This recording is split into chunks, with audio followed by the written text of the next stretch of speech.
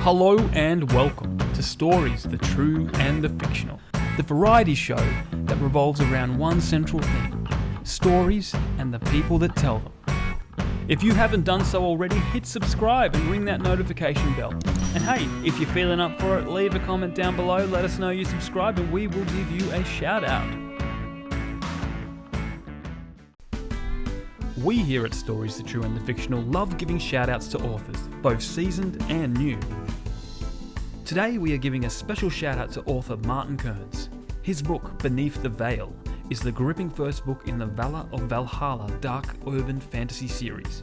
If you like reluctant heroes, infernal myths, and bloody epic clashes, then you'll love Martin Kearns' formidable foray into the unknown. Find out more at readkearns.com or by following the link in the show notes. Hello guys, and welcome to this episode of Stories, the True and the Fictional. Today we have a guest. Where are you from, Chad? I should have looked into it a bit more. I'm from Delaware. Delaware. Nothing too special there, but I mean, I'm originally from Philly, though. As an Australian, Delaware does sound fancy. I'm just saying. Believe me, it's not. To me, Australia seems fancy, so. Well, not right now. I'm going to tell you that. Wonderful. Well, let's crack right into it and get these icebreakers started. Ryan always demands taking the first one, so he gets to ask the third one. So take it away, Ryan. That's how I roll. So thanks for coming on, Chad. So we're going to start with question one. If you could get rid of one thing in the world, what would it be? I'll go with the cliche here. I'm sure everyone says it, but hate, because it's the root of so many things. Without hate, there wouldn't be racism, homophobia. There'd probably still be war because, lack of resources, but it's used to sell wars. But for me personally, I only hated like two things in my life. I hate Hitler and my ex-wife. Other than that, we're good. I'm like 2 minutes in already. My kids can't watch this. No, I agree with you there. I do hate Hitler, but it's very hard because the people that live in the house in front of us have a cat, and it's an adorable cat, but it has a little Hitler mustache. So I'm kind of conflicted. Maybe he's reincarnated into a cat. Well, to be honest with you, he's even got the black little hair parting on front of him too. So I got to be a bit wary. Yeah. I wouldn't let him around my house. Yeah, stay away. Yeah, I think that's a very good answer. I think the world would be a much nicer place if we had a lot less hate in it. True, very true. Hopefully, no one hated your answer. One person did. All right. Tell us something on your bucket list. My bucket list, to be honest, I want to become a best-selling author because that will allow me to do everything else that's on my bucket list. So it'll give me the freedom to travel, to go to museums every day, and to write every day. That's the hardest thing's time. So if I was a full-time writer, that'd be all right. Yep. I think that's a more achievable answer than what we have a lot of people saying. Like if you can, and as I said, everything else on your list can be met by achieving that one thing. True, but it's a hard thing because, I mean, to be for a writer, for that to be their primary occupation, it's most writers can't do that. So a lot of people do it as a hobby. Some people make it as a partial living, but not as their full living. But my goal is this to be my living. But it's hopefully, fingers crossed. Fingers crossed. Exactly. Well, we'll help get the word out about you and your books and your stories and everything. So hopefully we can play a small part in that goal. Yeah. Definitely. Awesome. All right. This is my favorite question and the most judgmental question we ask. What is the greatest sitcom ever made? And if it's not your favorite, what is your favorite? Easily. It's the greatest sitcom ever made, and it's my favorite. Easy answer, Seinfeld. Yeah. Seems to be a very popular one on with all of our guests. I think it's something that stands the time. I'm a massive Seinfeld fan. I have all the seasons in the box set at home. I think it's something that you could still put on and watch today, and still, it doesn't kind of take you too much out of, the current time frame. And I think you can on and just have a laugh. Yeah, and for me, I a Jewish background, so it relates to me a lot as well. So No, I could not agree more. As I said, I've watched it many, many times. It's always good for a laugh. yeah, absolutely. All right, now it's time for my favorite question, even though I have a terrible answer for it myself. But what's your zombie apocalypse plan if you have one? Well, first, reanimation of dead tissue is not a thing, so it's impossible to have a zombie apocalypse. But saying that, that came from Neil deGrasse Tyson, who's an astrophysicist. So I would have him on my team because you need a scientist there. So one, he would prove it that it's impossibility. If not, he'd be there. Also on my team, I would have my girlfriend because I have to be happy. Yeah. And you always want a couple weak members. So maybe I add my sister. So when the shit hits the fan, you sacrifice a couple people so you can make your escape.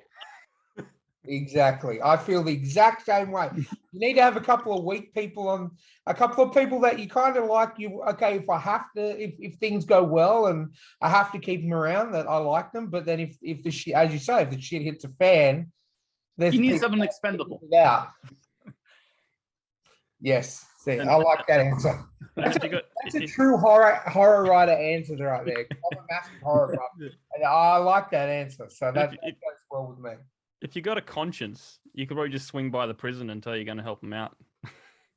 I had no conscience, so I'll be good with that. I think I survived the zombie apocalypse. I have no conscience. I'd be fine. I wouldn't even worry. That's right. That's right. I love it. All right. Well, this is the last one, and this is another one that I absolutely love because we always get good answers. So Mr. Elon Musk calls you up and offers you to test drive a new electric time machine he just invented. What do you do and where do you go? I wouldn't go in that thing. That prototype time machine. I don't want to be like the Fly. I want to turn the Grundle Fly. But hypothetical, if it worked and I could go anywhere and I wouldn't turn into some crazy being, I would go back to biblical times. I want to check out Moses and his burning bush. One, I don't think that was a thing. That's my personal opinion. But if I'm wrong, then I'll get in good with God and put in a good word for me. If not, I'm not saying it's a coincidence, but that was the same year that barbecuing was invented. So really? I'm not saying that he was doing that, but I hear that Moses is a rib guy. So have a good barbecue with Moses. That would explain the burning bush. So there you go. I think so. That's two potential origin stories there. Exactly. Oh, very, very good. I love those answers. That was wonderful. Thanks you very much for taking the time. We like to do it with all of our guests, just to give our listeners and our watchers a bit of an insight into you and how and your personality. So thanks for answering. Yeah, I think I killed it. Yeah, you definitely did. All right. So why don't you tell us a bit about yourself, Chad? Tell us how'd you get into writing? What inspired you to become a writer? Sure. I've been writing for a long time. I've been so I'm 44, almost 45. So I've been writing since college, not professionally at all, but just honing my craft. It's not something that's built overnight. My friend DK, he was a writer back in college, and he wrote a story, and it blew me away. So I figured if he could do it, maybe I could do it too. I have a different writing approach than he had. He more wrote like Jack Kerouac, that kind of style, or my style, not at all like that. But it just budded from there, and I've been writing ever since. And mostly wrote short stories, and then I wrote a novel, and it just, like a seed, it grew. Okay, excellent. All right. Why don't you give us a bit of background in terms of what books and authors that you're a fan of? I'm a lot. I mean, my favorites are Dumas. I love Count of Monte Cristo, and the Black Tulip is one that's not well known of his that I love. But also two of my favorites, and this is where my book was inspired, was Bram Stoker. Dracula was one of the most underrated books. Even though Dracula is well known, but the book itself, it's so rich and developed and so well written. It's underrated because of the character. Everyone knows the pop culture character of Dracula, not the actual story of the book. and also Arthur Conan Doyle and Sherlock Holmes. I just eat all that up. I love it. Cool. Excellent. So you're quite into horror, that sort of stuff, I can tell. So what about that genre resonates with you, and why do you love writing it so much? Because you're not boxed in. You, for example, historical fiction, you're kind of boxed in with the historical aspect. If you get the history wrong, the story's gonna be off. With horror, you're never wrong. So the boundaries are limitless. For me, I don't like this. I don't like the slasher type of horror. It's all about glam and gore and shock value. I like the more cerebral horror to get in your head. To me, that resonates more with the reader. They think about it more. It sits with them longer than just the jump scare or things like that. Yeah, no, I'm quite the same. At least with films, like I can't stand horror, but if it's a well written horror, then it's going to pull me in regardless. Like, I mean, first 5 seasons of Supernatural I loved because it was well written. Freaked me out, but it was so well written I had to watch more, and that happens with books as well. So, and for me, that's with anything. I don't think I tie myself into a particular genre that I like to as an audience member. If it's a good story, even if it's like romance, which is not my thing, if it's a good story, then that's all you really need in the end. Yeah. Exactly.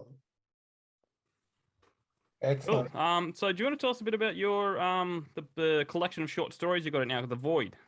Sure, that came out a couple weeks ago, like 2-3 weeks ago. So it's a collection of my short stories. Most of it is horror-ish, definitely dark literature, dark fiction, and it's a collection of stories and going back 25 years. So the first story I ever wrote is in there. It's not the original. I redid it, obviously. But it's a collection of stories over the time that I've written over the past 25 years. And that's to build up my feature-length novel that's coming out this fall. Yeah, which is Prisoner of Fear, correct? Prisoner of Fear, correct. Yeah. And that's, as I was talking about Arthur Conan Doyle and Bram Stoker, it's kind of like a combination of their writing styles. It's almost an homage to both of them because they're my 2 favorite authors. So Bram Stoker's Dracula is written in the epistles story style, which is telling a story through a series of diary entries and letters and excerpts. And there's also a horror element to the book, and also there's a mystery to the book, just in the same way as Sherlock Holmes. So it's a duo, team trying to figure out the big mystery at the end, kind of like Holmes and Watson. Yeah, that's cool. You got me intrigued. I know Ryan will probably buy a copy. Yeah, definitely. I just I'll let you know when it comes out. So I'm looking forward to reading that. I've got Kindle Unlimited, so I saw it was on there, so I jumped on that. But yeah, so you mentioned that's coming out in October. So how's the preparation going with all of that? Pretty good right now. It's in the editing phase. So the editor has it, and the big challenge for me when I wrote it as one book. It was originally called Paroxysm of Fear, and when I signed on with the publisher, they said it was too long, so I had to split it in 2. So that was a big worry of mine. So there was one story which I had to split in 2, so I had to make one complete novel out of it, and then make another complete novel out of the second half of it. So I had to make sure the arc is right, and that's where it is right now in the editing phase. So they're working through that. So did it take a lot to do that kind of reworking? Because obviously you've organized it in one big story, and then to be told, hey, you know what, it's too big, we've got to split it. How long, or sort of, how was that to wrap your head around, to sort of go, okay, well, now I need to turn it into 2 separate stories. I can't just split it. I've got to make sure it all works through in the process too. Right, and that was hard. It wasn't a total rewrite. I used the basis of the first half as my main book, but like you said, I can't just split it in the middle, because you have to have, you have to have a full story, so it can't be half a story, and you have to make sure, like I said before, the arc is right. You can't have the climax in the middle or the beginning, and then just kind of like, drudge on to the end. So I had to pick a point in the book where it would make a good spot to split, which was earlier on. So it wasn't quite half the book. It was kind of in the first third. So I had to flush it out a little bit, add a little bit more at the beginning, and definitely have to add a new conclusion to it to make it one whole complete book, not just like, but not like a cliffhanger at the end. Because I wanted the reader not to be frustrated, and have to wait for the second book to come out. Yeah, unless it's coming out tomorrow, you sort of thing. No, yeah. I mean, it's going to come out. They're planning on releasing it about 2 months after the first. Oh, that's good. So it'll be pretty quick. Yeah. Give time people to read that first one. Yeah. And hopefully build an audience base. Hopefully they'll be craving the second one. Yeah.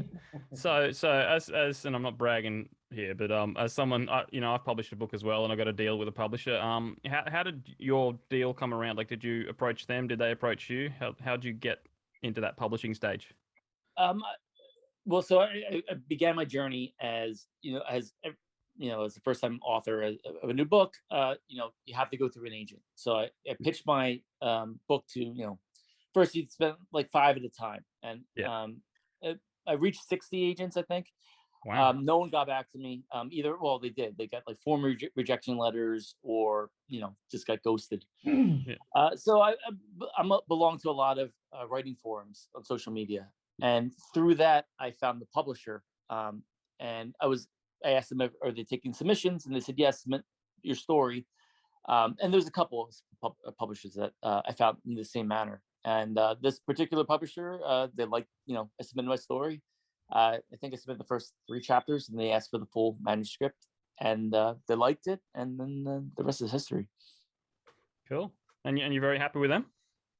So far, yeah, they've been great to work with. They're indie publishers, so they're not, they're not like Penguin or Random House. Yeah, that's yeah. But yeah, they've been great to work with. I had to make a few concessions, like I said, splitting the story into 2, because they said the book wouldn't necessarily be unsellable, but it'd be over 500 pages. So for a first-time author, that's a hard sell. It'd be priced high because more of a page print as well. But they did cover design, they did marketing, distribution. They're paying for the edit, even though I got it edited. I paid for my own private editor before sending it off to them. But they're and the more set of eyes on it, the better. Yeah, that's what I found. Cleaner you get. Yeah, which scared me a little bit with the short story collection that came out, because it wasn't. I mean, short stories collections don't sell that well. In general. So not much went into it. I mean, they did the cover design, distribution, all that, but it didn't go through around the editing because it didn't pay to do that. So it only went through my eyes and the publisher's eyes. So that was the scary part. So it's a little unfiltered. I don't think I caught many major errors in it, but hopefully. So did they make you take anything out of it that you loved, but they said, no, that won't work? Like was it a struggle, that sort of thing? The short story collection or the novel? Either or. No, the short story collection, it pretty much was as is. A couple minor tweaks. I actually made the most changes on my own when she was gave me the final print, and before it went to publication, I think I made a couple of changes on my own. The way I didn't like the way it's formatted or whatnot. But as the novel, we're not there yet. She went through it once, the editor. And she liked it. I don't think any major changes are going to happen. A couple of things where I had to refocus a couple story points and move it forward and stretch it out. But other than that, nothing too major. So that was the one fear, because you give it to an editor, you don't know what you're going to get back, especially your publisher's editor. So that's the real deal. It's not something you're paying, and he could reject it or not. If it's going to the publisher, they're going to want it their way. So it was scary. But the feedback I've gotten so far, nothing major is going to be changed. Yeah, that should be a relief. It is. Yeah, it's. I was joking. It was before my first meeting with the editor. It's kind of like going to like a proctology appointment. It's something you have to do, but you don't want to get any kind of rectal examination. Not fun. Yeah. I don't know if you've seen that movie with Jim Carrey, The Majestic, where he's a screenwriter. And No, I like haven't seen that one. it literally starts like he's a screenwriter and he's sitting in the room and the producers and all like going through his script and they're like just changing everything. Like, what if we make this boy a cripple and then there's a dog Right. and then like and he's just sitting there going, it's not even my movie anymore, you know? Yeah. It just It's a different story than when it began with, and Yeah. that's the fear when you're. I mean, especially a first-time author. I have no, real pull with the publisher at all. It's pretty much Yeah. all in their end. So yeah, if they said no, this is all crap, you have to change this part or change the end Yeah. or change this plot point. It's either make a decision, either scrap the whole deal or give in to their whims. But it looks like so far, it's nothing that drastic. So that's The win. a relief, like you said, a relief. Yeah. Like, yeah. I haven't heard back from my publisher or editor yet. I mean, they sent me a mug yesterday, but it's been like a month and a half. Like I'll take a mug. I haven't gotten a mug. Yeah. I got my cover. That's about it. But I didn't get a mug. I mean, it's not my kind of mug, but it's still a nice mug, you know. Like It's still a mug. You still drink your coffee out of it every morning. Yeah. It's fun. exactly it. Excellent. So obviously you've got the Prisoner of Fear, which is coming out in October. So are you working on anything else at the moment, Chad? I am. So the Prisoner of Fear is coming in October. 2 months later, the Paroxysm of Fear. So I'm going with the original title to release the second book. That I am going through my own edit right now, and that's I'm about a week away from that. And then after that, I'm coming out with a series of 3 novellas called Cerberus. And Cerberus is the 3-headed dog in Greek mythology that guards the gates of Hades. Yep. So it's a loose allegory of Greek mythology. That's the best way I could put it. It's almost like a spaghetti western meets Greek mythology. Oh, Wow. sounds like my kind of book right away. So Yeah. So all right, I got you on 2. So all right, I love it. This is really the whole point of the podcast is we get people on to sell books to Ryan. Yeah, pretty much. All right. Like I bought more books in the last 2 years than I've bought in my whole life. I am an avid reader, but yeah, I really like. As I said, I'm a big horror buff, so I'm looking forward to reading The Void this afternoon. Seeing as I picked it up, so I'm just I'm finding so many authors we have on are just everyone's just so talented. So it's just really good that. Because if I like a book, I'll review it, write it, I'll pass it along, I'll get as many people to read it as possible. I try and shove it down people's throats if they won't listen to me. And the more That's how eyes. I'm with music. I'm the same way with music. Yeah. Like if no one likes the band I like, I'm gonna sell it anyway. Yeah, Play it louder. exactly. So, and you know what? That's what we're, as I say to all our authors, that's what we're all about. We just want to get more eyes on the books because there should be more people reading in this world. And the more eyes we can get on people's books, the more money you guys will make, the more notoriety you guys will get, and that's all we want. Yeah, and I think that the world has changed. I think to my publisher's point, people have a shorter attention span, so that's why they don't read larger novels. I'm not that way. I'll read a 1,200-page novel, fine. Yep. But a lot of people have that shorter, like clickbait mentality. So me starting up with a 500-page novel versus the first one being like 200, 250. I mean, she made a good point. She's catering to society as it is, and like you said, the point is, for me, the first couple books is not to make money. It's just mainly to get my name out there, and for the next deal and the next deal, like I said, so I can become a self-sustaining author. Yeah. Exactly. And that's why when Jamie started writing and everything like that, we just thought there needs to be more outlets to get you guys out there and to advertise and to get people reading your books so that you can hopefully fulfill your bucket list. You know what I mean? Like to become, I would love to have some of the guests on be able to end up in, a few years or something, eventually do this for a living, because obviously it's what you're passionate about, it's what you love doing. So absolutely, because my career right now, I'm a pharmacist, which is pays the bills. But as my girlfriend said, we were out to dinner and someone introduced me like, oh, here's Chad, he's a pharmacist. My girlfriend said no, he's a writer. So exactly. that's how I view myself. Pharmacy's great, pays the bills, it's somewhat interesting. but it's not my passion. It's not what I live and breathe. I mean, if I could immerse myself in art every day, I mean, that'd be great. I'll tell you what, like me and Jamie we were both musicians, and like I was in a band for 20 years, and I used to work the day job to fund the dream. You know what I mean? Like, wow, you work the 9 to 5, so to speak, to pay the bills, so you can go out and do what you love on weekends and Thursday, Friday, Saturday nights, just playing shows. You know what I mean? Like, right. You need the money to buy the gear to fund the dream. And that's exactly the same with writing. You need to have that stability so you can pay your bills so that you can keep writing. Correct. And for me, this is some of the big dilemma is where to put my money. So I had the opportunity maybe to hire a marketer.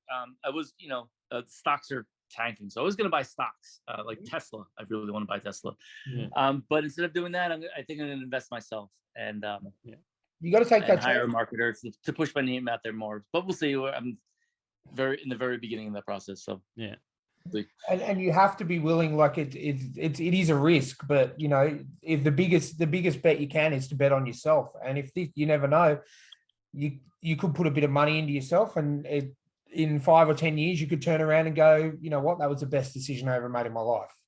Yeah, or it could crash and burn, but at least I tried. I think I'd be kicking myself if I didn't.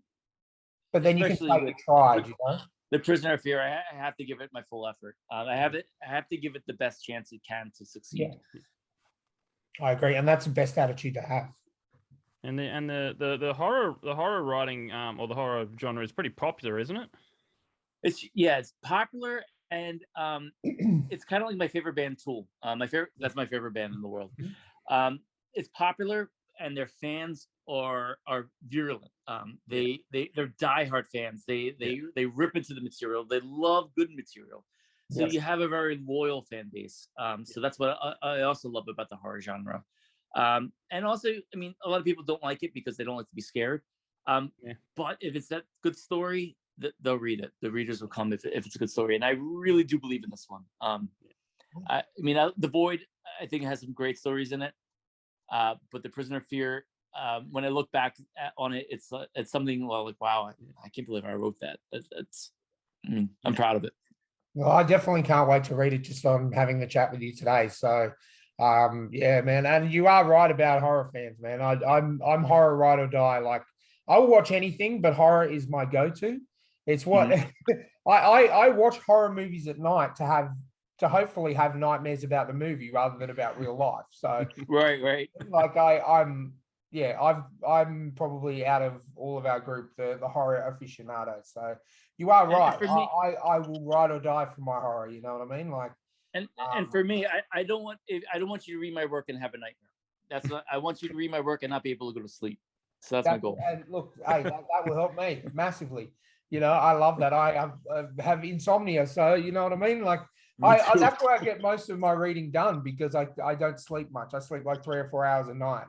So I'm kind of the same way.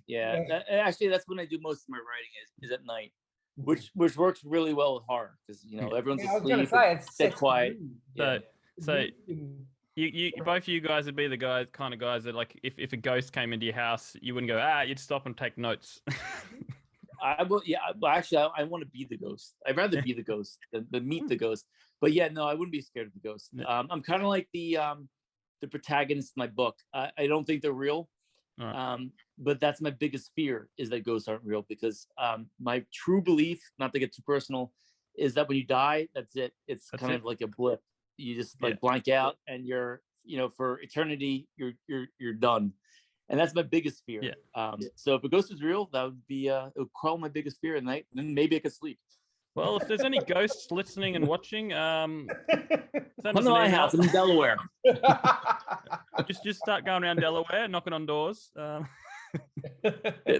There's no life in Delaware, so maybe there is a ghost. So who knows?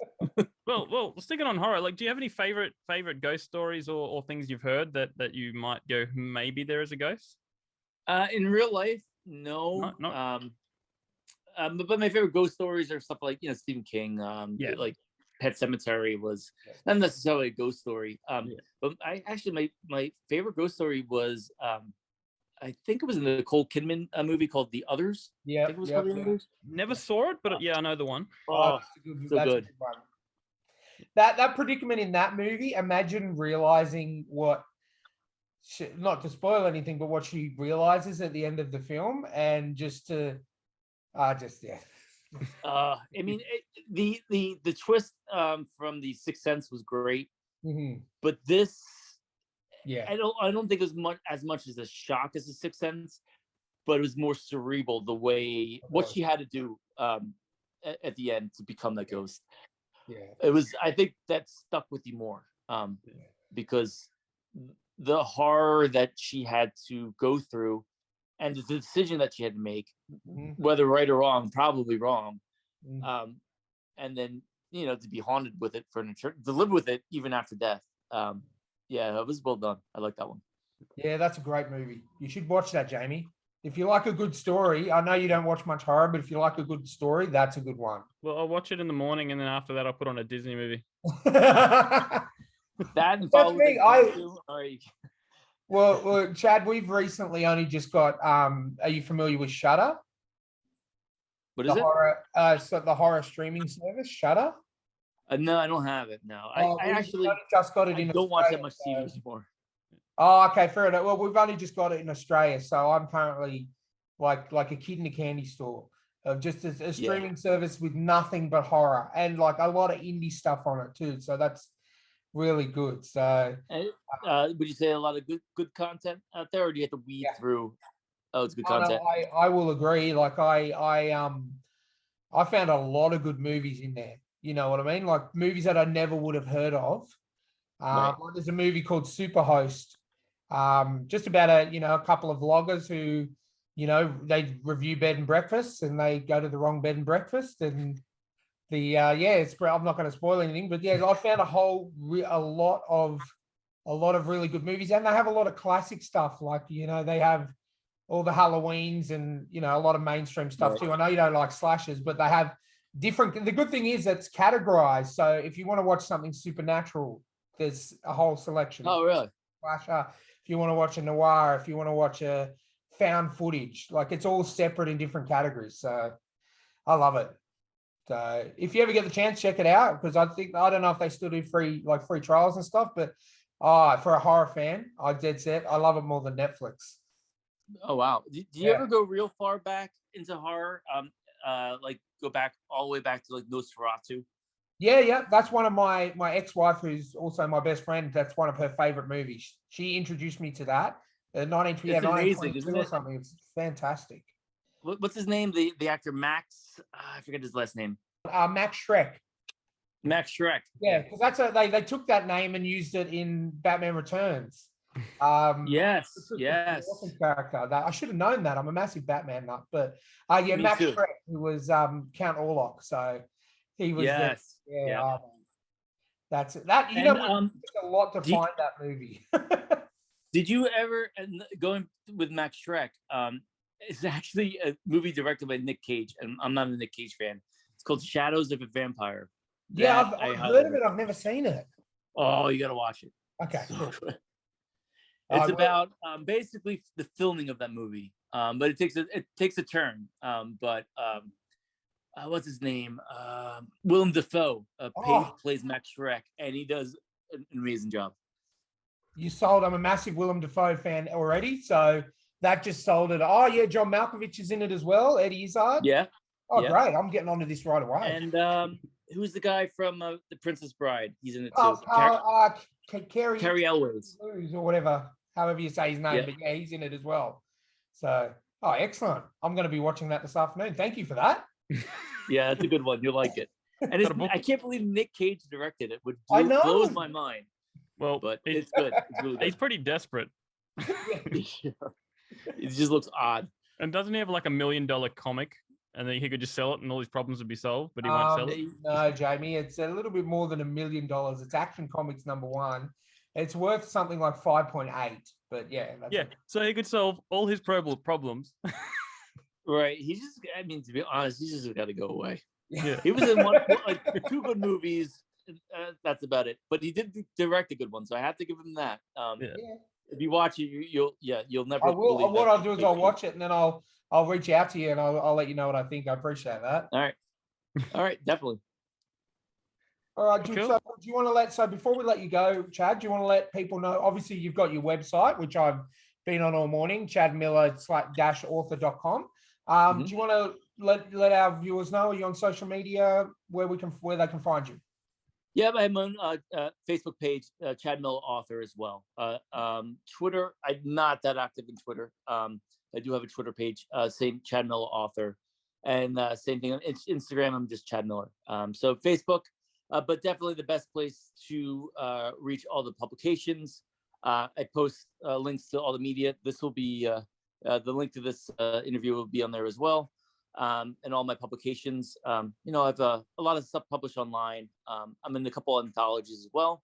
Yeah, and a link to the Void. Of course, the link to the Void will be on there. And when the other books come on, those links as well. So the hub for everything that I have is definitely on chadmiller-author.com. That's the best place to go for information for all my stuff. Excellent. And if you want to find Chad's book, The Void, just simply type his name into Amazon. Even like for Australian listeners, the best way I found to find you was to put your name in and bang, follow you as an author, and it's got all your publications. For our overseas viewers, I'm sure the links are directly on his website. Yeah, I'm proud. When I did Chad Miller Author search on Google, I'm the second one that popped up. So you don't have to dig that deep. So it comes up pretty quick. Well, let's put our horror heads together and see if we can get rid of number one. Yeah, that'd be awesome. Awesome. Well, thanks so much for coming on, Chad. Thanks for having me. It's been great. We should hang out. Yeah, guys, we really appreciate you coming, and we want to get you back on in October, just before your book drops, so we can get a bit more promotion out. And that's The Prisoner of Fear, which is coming out in October. That would be wonderful. Cool. Well, thanks for listening. Thanks for watching, guys. If you're an author, if you know any authors, send us an email to thetrueandthefictional@gmail.com. We'll be happy to have you on, and we'll catch you next time.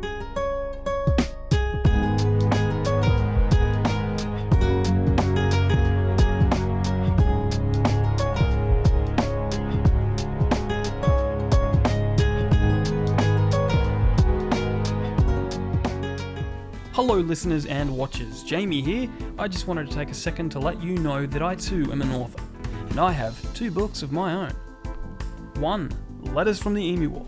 Based on a real-life event, it tells the story of the time when the Australian Army declared war on 20,000 flightless birds and lost.